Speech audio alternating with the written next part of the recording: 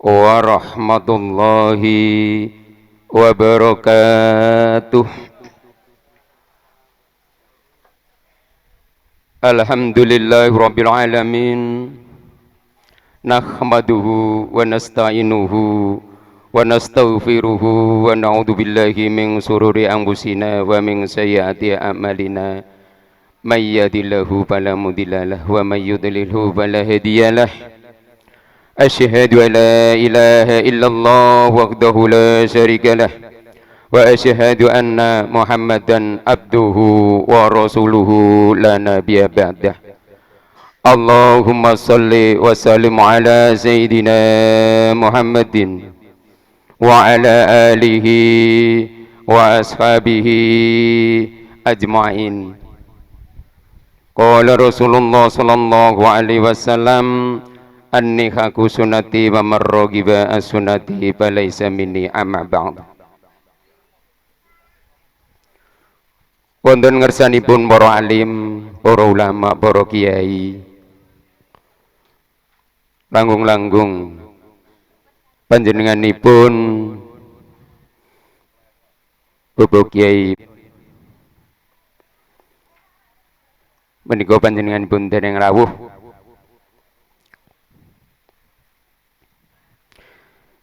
ingkang rinten dalu tansah sinandingan wahyuning ilahi kitab suci Al-Qur'anil Karim, ugi ingkang dados panuntunipun sedaya para kawula tasih manembah dumateng Gusti ingkang Maha Suci inggih Allah Subhanahu wa taala.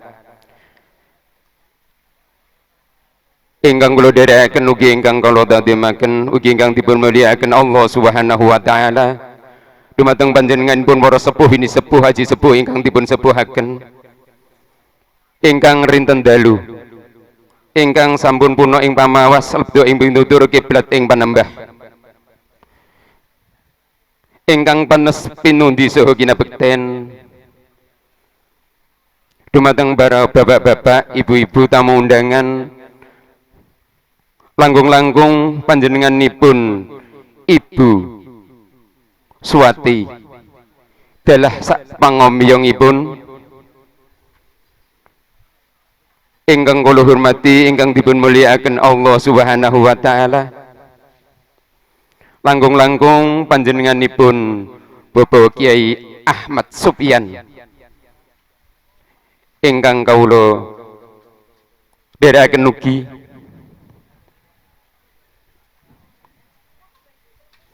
dumateng ingkang menggugati inggih Bapak Jianto utawi Bapak Imin dalah Ibu Jumi, ugi ingkang kula hormati ugi dumateng kadang kaneman kakung Sumawana Putri ingkang kawula banggaken. Saderengipun kawula ngaturaken punapa ingkang dados racikanipun adicara pawiwahan walimatul arus wonten ing enjang punika. Kawula cumantangga remak ngarasa wonten ngarsa panjenengan sami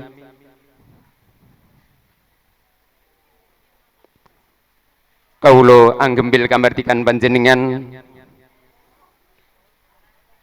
ingkang sampun wawan pangandikan kalian sedherek sejejeran ingkang nembe kemawon asik aksipun gegejengan kawerenga kawula anggembil sawantara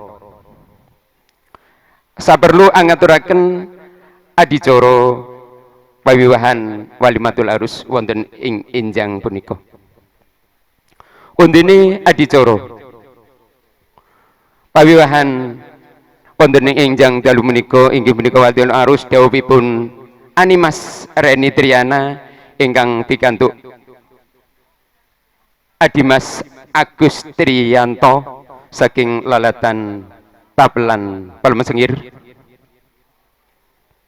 Mugi-mugi kemawon mangke dawuhipun pinarangan rahayu widodo lere ing sambikala, amin Allahumma amin. Undine kawula apareng ngaturaken adicara ingkang angka sepindah inggih punika pambuka. Kalajengaken adicara ingkang angka kalih langsung mawon Pak Sopyan keranten Bapak Naibipun sampun rawuh menika adicara ingkang angka kalih langsung ijab kemawon. Ngoten nggih?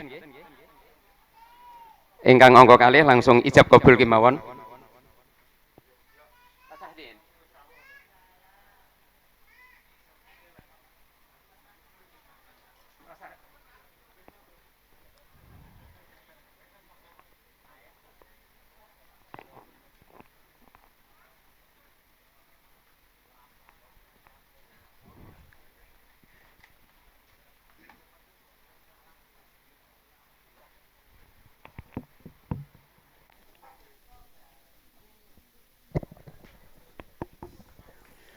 Kula wangsuli malih adicara ingkang angka sepindhah pambuka ingkang angka kalih inggih punika pasrah saking temanten kakung inggih punika ingkang mangke ingkang badhe dipun salirani panjenenganipun Bapak Kiai Ahmad Supyan dipun lajengaken panampi inggih punika saking Sokibul Hajat utawi ingkang menggugati ingkang mangke badhe dipun salirani panjenenganipun Bapak Damin.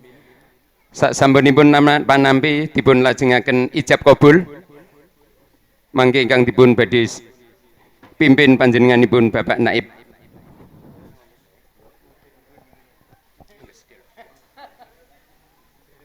Salajengipun doa salajengipun inggih menika sasampun ijab kabul wonten siraman rohani ingkang badhe dipun sabda wedharaken panjenenganipun Bapak Kiai Riyad.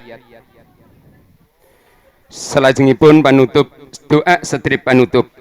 Wangsul dumateng angka ingkang sepindhah inggih menika pambuka monggo kita bikak sesarengan kanthi waosan umul kitab inggih menika suratul Fatihah sesarengan mugi kemawon dadosaken lanjaripun inggih menika walimatul arus inggih menika akad nikahipun inggih menika Animas Reni Triana ingkang pikantuk Adimas Bagus Trianto. Mugi kemawon kanthi pambuka suratul Fatihah ijab kabulipun utawi daupipun pinanganten kekalih dadosa pinganganten ingkang mawaddah warahmah. Amin Allahumma amin. Alaniyatus solikah al-Fatihah. A'udzu billahi minasyaitonir rajim. Bismillahirrahmanirrahim. Alhamdulillahirabbil alamin arrahmanir rahim maliki yaumiddin. Iyyaka na'budu wa iyyaka nasta'in ihdinas siratal mustaqim. Siratal ladzina an'amta 'alaihim ghairil maghdubi 'alaihim waladdallin. Amin. Matur nuwun. Minggah adicara ingkang kalih inggih menika pasrah. Pasrah ingkang badhe dipun salirani panjenenganipun Bapak Kiai Ahmad Supyan. Dumateng Bapak Kiai Ahmad Supyan wekdal saha panggenan kawula sumanggaaken sumangga.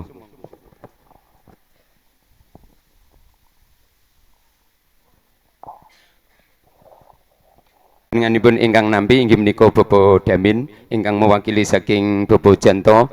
Dumateng Bapak Damin kawula aturaken jumeneng wonten ing menika pawiwahan sumangga mangke langsung nampi ngoten kemawon ngoten. Dumateng Bapak Damin wekdal kawula sumanggaaken.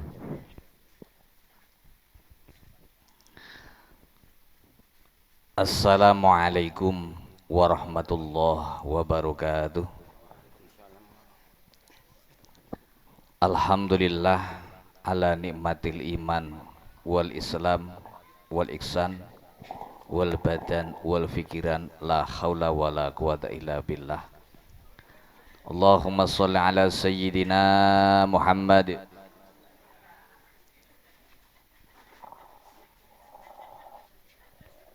Pin ketok kamera jadi. Hadratil kiram wonten ngarsa dalem para alim, para ulama, para kiai, kinalangkung nyiningge Bapak Naib Bapak Kiai Haji Riyadhus Shalihin. Amin.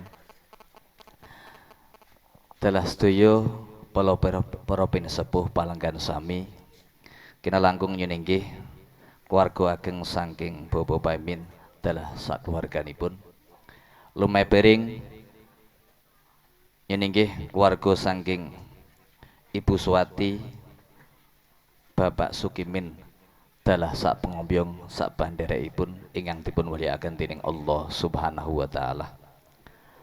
Alhamdulillah kanthi rahmatipun Allah Subhanahu wa taala kula panjenengan sedaya saged silaturahim lenggah wonten majelis fa insyaallah barokah punika kita syukuri kan ikrar bi qauli maqal alhamdulillahirabbil alamin. Shalawat ma'assalam tansah kaaturaken nabi kita Muhammad sallallahu alaihi wasallam. Kaping tiganipun ing mriki kawula aminangkane talang atur saking Ibu Suwati dalah Bobo Sukimin dalah sakeluarganipun. Ingkang sepindah kawula silaturahim hangaturaken ketok pintu salam kula nuwun assalamualaikum warahmatullahi wabarakatuh. Waalaikumsalam warahmatullahi wabarakatuh. Salam taklim punika saking Ibu Suwati katuraken dening Bobo Paimin dalah sakeluarganipun. Ingkang sepindah ingkang nomor kalipun cekak ing atur anggen kawula silaturahim yen inggih kawula hamasrahaken jambi sura sedah sak cekapipun pun pasrahaken dening Bobo Paimin mugi katampi ndadosaken amalipun Ibu Suwati dalah sakeluarganipun.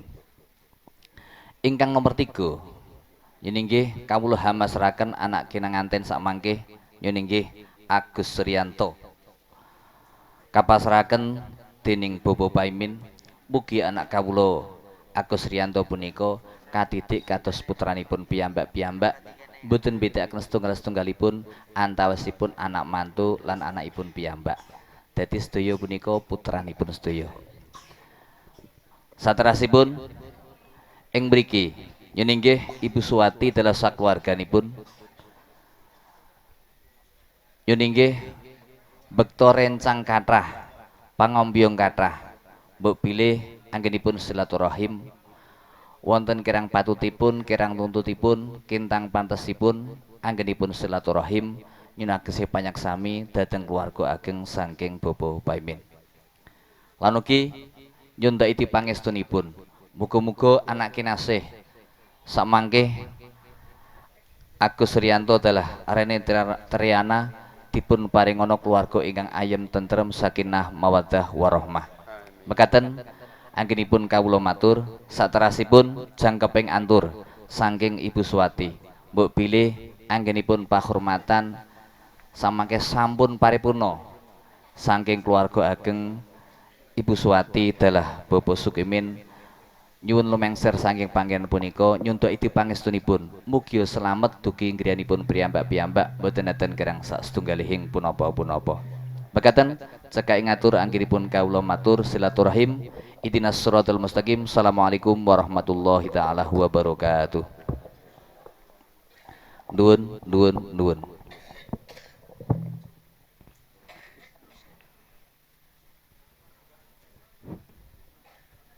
Assalamualaikum warahmatullahi wabarakatuh. Waalaikumsalam warahmatullahi wabarakatuh. Mboten ketinggal nggih king mlebet nggih.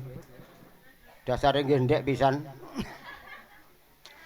Bismillahirrahmanirrahim.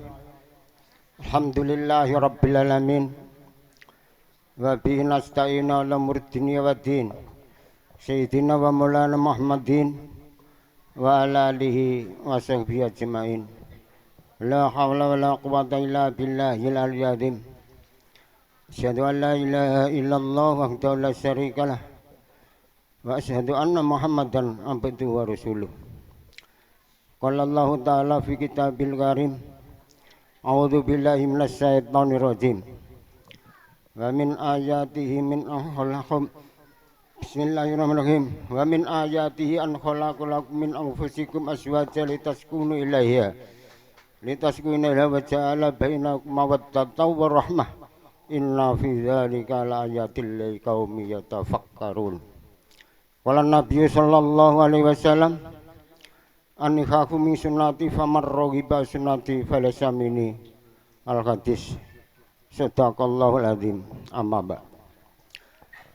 Hadiratul muhtaramin dumateng para alim, para kiai, langkung-langkung dumateng Bapak Naib minangka pencatat ningkah saking Kecamatan Todanan ingkang kula hormati, dumateng panjenenganipun Yai Riyadul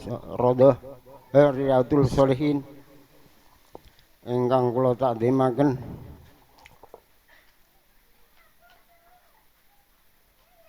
minangka purwakanipun atur nggih sedaya ingkang sami rawuh Bapak Ibu kok kesupen nggih mboten enten kliwatan nggih ingkang kula hormati ugi ingkang kula tresnani minangka purwakanipun atur monggo sami sareng-sareng ngaturaken rawuh syukur kita wonten ngersanipun Gusti ingkang Maha Kawasa dene kula lan panjenengan sedaya tansah pinaringan bagya mulya saengga saged nderek mangayu bagya wonten ing dalemipun sederek kula Pak Janto utawi Paimin sekalian utawi sekeluarga kanthi pinaringan rahayu dodo kalih ing sambi kala.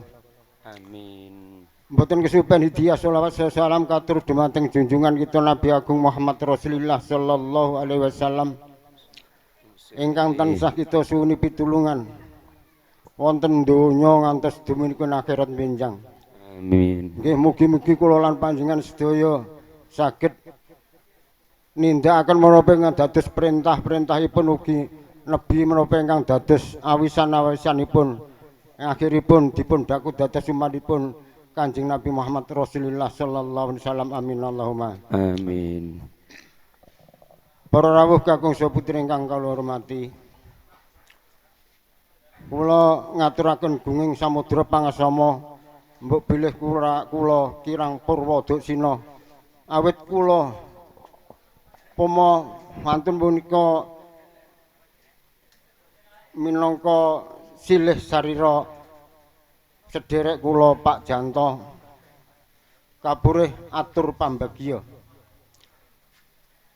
minangka wakil nggih. Wakil niku nggih awak kali sikil bathuke mikir tutuke ndremimil nggih mugi-mugi Allah Subhanahu wa taala paring kasil amin Allahumma Amin.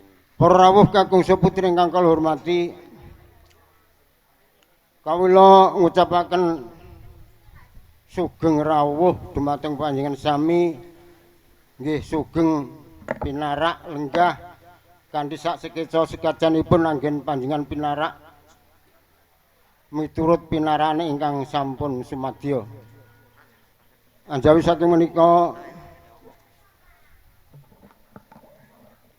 sederek kula Pak Janto kan ugi ngucapaken matur sembah nuwun dumateng sedaya ingkang sami membantu ingkang arupi pikiran tenaga tun sumbangan sanes-sanesipun saengga mboten saged kaetang nanging sederek kula Pak Janto mboten saged atur balesan menapa-menapa sagedipun namung pasrah dumateng Allah Subhanahu wa taala ngucapaken lemah teles nggih mugi-mugi Allah ingkang bales mugi-mugi dados amal kesaenanipun panjenengan sedaya.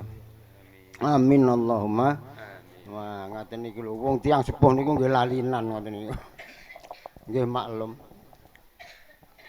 Para rawuh kakung saputri ingkang kula hormati, sederek kula Pak Janto sekeluarga nggih ngaturaken gunging panuwun mbok bilih. Sederek kula Pak Janto menika nggih sampun sedya payung saderengipun jawah. Nanging nggih tansah kathah kekiranganipun. Pramila saking menika mbok bilih anggenipun atur pasegahan dumateng panjenengan sami ingkang arupi pinaraan ingkang kirang sekeca daharan ingkang kirang eca dalah unjukan ingkang kirang mirasa sederek kula Pak Janto mawantu-wantu nyuwun gunging samudra pangasama ingkang tanpa upama sinaos mekaten menapa ingkang sampun kaaturaken wonten ing ngarsa panjenengan sami ingkang arupi unjukan monggo sami dipun unjuk ingkang arupi daharan mugi kersa anggrahapi.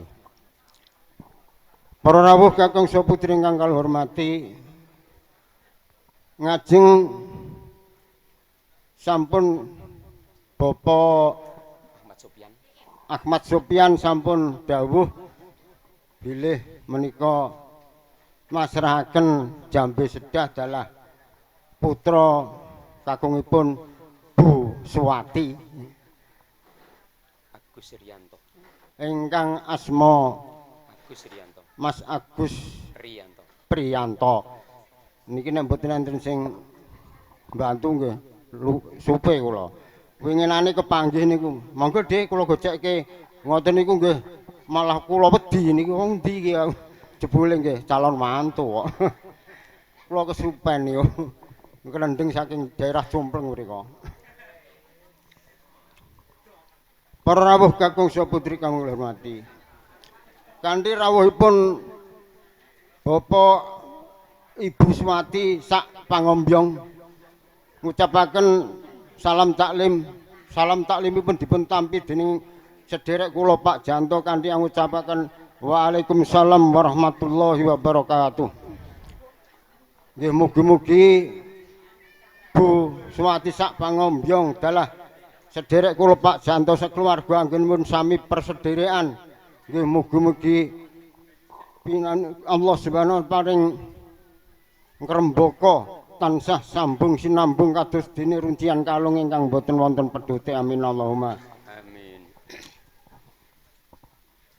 Ibu Swati ingkang dipun sarariani panjenenganipun Bapak Ahmad Sopian ngaturaken jambe sedah sak praginipun. Nggih kula tampi kanthi tangan kalih kanthi ngucapaken alhamdulillahirabbil alamin. Nggih mugi-mugi sedaya ingkang sampun kapasrahaken ingkang rupi jambe sedah sak praginipun menika mugi-mugi dados amal kesaenanipun Bu Swati sak pangombyong nggih. Dadosaken pengenteng-entengipun sederek kula Pak Janto sekeluarga. Anjawi sakemenika Bapak Ahmad Sopian ugi masrahaken putra jaleripun ingkang asma Nak Mas Agus Priyanto dipun parsrahaken dumateng sederek kula Pak Janto. Kula tampi tangan kalih kanthi ngucapaken alhamdulillahirabbil alamin. Nggih menika badhe dipun dicik Pak Janto sekeluarga nggih miturut kegiatanipun. Langkung-langkung malah ingkang biasa dicik menika panjenenganipun Yiriat biasane niku. Manut biasane niku nek dididik Pak Riyad niku. Menika nggih badhe dipun rengkuh kados putranipun piyambak mboten kembo menawi putra mantu. Dipun rengkuh kados putranipun piyambak. Sasampunipun Nak Mas Agus dados putra mantunipun sederek kula Pak Janto. Menika dipun paringi purba lan wasesa. Kapurih ngreksa Diahayu Reni Triani. Mbak anak kula dhewe nggih lali. Monggo nggih Reni ngoten tok biasane niku. Setugel-setugel kula niku nek nyeluk-nyeluk niku. Reni Triani. Triana. Lho. Kapurih angayomi, angayemi, angangeti, angayani, lan sanes-sanesipun. Para rawuh kakung saputri ingkang kula hormati.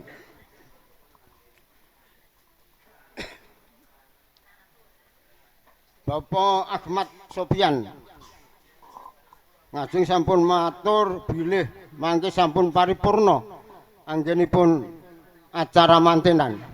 Punika keparenga jengkar saking palenggan.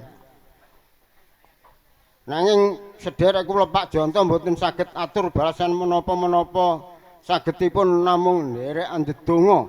Mugi-mugi Bu Swati ingkang pun sarenane Bapak Sopian sak pangombyong kunduripun saking mriki tansah pinayungan rahayu basuki wonten margi, pinayungan bagya mulya ngantos dumugi wisma mboten wonten sikara-kara amin Allahumma Amin.